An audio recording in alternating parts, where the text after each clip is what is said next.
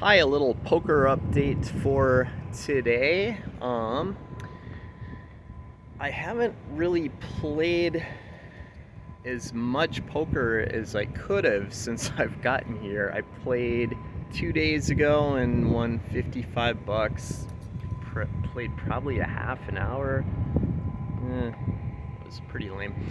And today I played an hour and two notable hands. Long story short, I won $122 in about an hour of playing 1-3 no limit.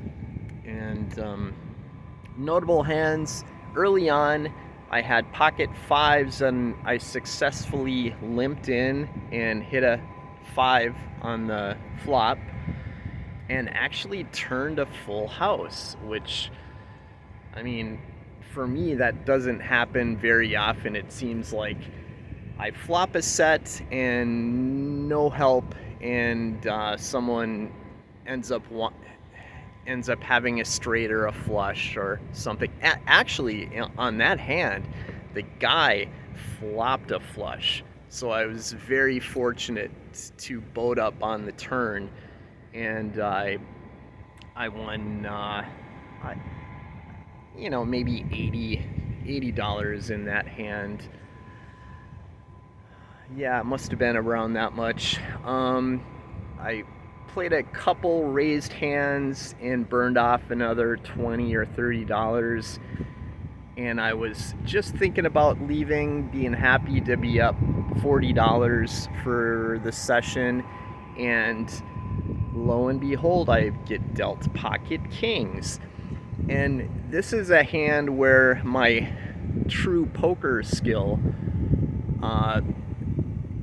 is kind of revealed, because I just did this automatically, okay? And you need to be ready to play like this when you get dealt a premium hand like pocket kings.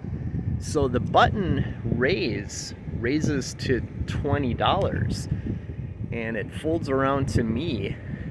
And of course, with pocket kings, you don't just raise, you raise a lot, because you don't want anyone else in the hand. You want it to be heads up. So he has position on me. No, I don't remember. I thought he was on the button, but I think he checked the flop, so that means I had position on him. Anyway, so I have pocket kings. The last thing you want to see on a flop is an ace. And sure enough, there was an ace on the flop and no king. And he checks. So that's my signal to bet hard. So I pushed around $70 into the pot, and sure enough, he folds. So he did not have an ace. He raised with maybe a smaller pocket pair, or just just a bluff, and he got caught. But that made me feel pretty good about playing poker, because I don't normally do something like that when in limit games, especially. There's no point in chasing down. Well, heads up might be a different situation. But anyway, so in no limit, that's how it works. You have the strength of your chips behind you, and so you put them to work and put the pressure on any given hand. I bought in for $133, and I cashed out for $255. So that's 122. And it was nice to see the dealers at this casino. The dealers are pretty cool, and last spring they were just learning, and they hadn't had much of poker dealing experience at all. All of the poker dealers were brand new. So it was nice to see Bati. He's pretty cool. And the next dealer that came in was Vi. And Vi is probably the cutest poker player I've ever seen in my life. She's just got a ton of energy and is spunky and cool. And she moves quick, deals quick. I remarked to her about her energy because I'd seen her dealing craps too, and she's just with the chips. She's just fast. Anyway, it was interesting because this hasn't happened that I can recall. At the end of a hand, she shuffled in 2 box cards into the deck. Box cards mean they're facing the wrong side up, and she actually didn't notice that she did that. So I said, Vi, you got a couple box cards in your deck. And she fanned out the deck, and sure enough, she saw that she had done that. And yeah, and anyway,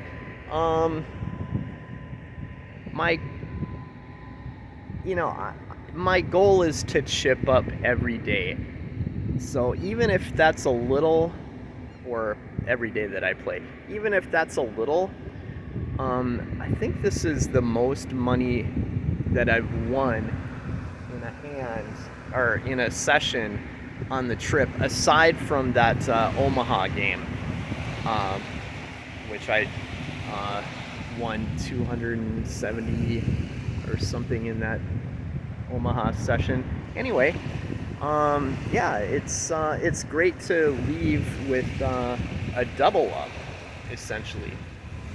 So yeah, that's more money for the bankroll, and I feel pressure to play because my stocks have been really rocky. I mean, last week was amazing. My stocks did amazingly well last week, but my largest holding took a real heavy hit this week, so that's kind of a bummer. I was pretty much counting on that stock as a long. So yeah, probably not working out too good.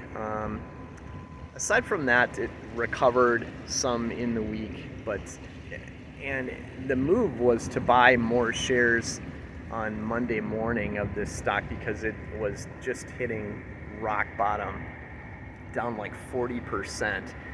And I placed a successful order in for like 30 more shares, and I tried to put another order in for 20 shares, and I just wish I would have been more aggressive with that other order of 20, because the stock did recover quite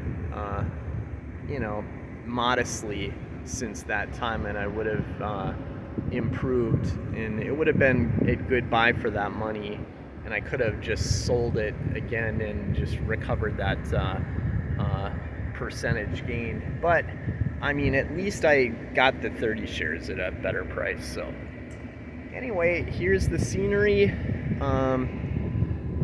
That there is La Berger. That's French for hostel, I believe. And this is where the cool dealers are. And they have better promotions in this poker room. I don't understand. I mean, the game just started going today at like 3, after 3. Yeah, 3:30. I mean, amazing. And this is the Nugget. Whoa, where am I? Okay, this is the Nugget. The dealers there are kind of sassy, so I prefer the dealers at La Berger, to be honest. I mean, some of the dealers are cool at the Nugget, but they tend to get sassy. So, yep. All right. Look at the waves coming in from those tugs. This is brackish water. It's not seawater. So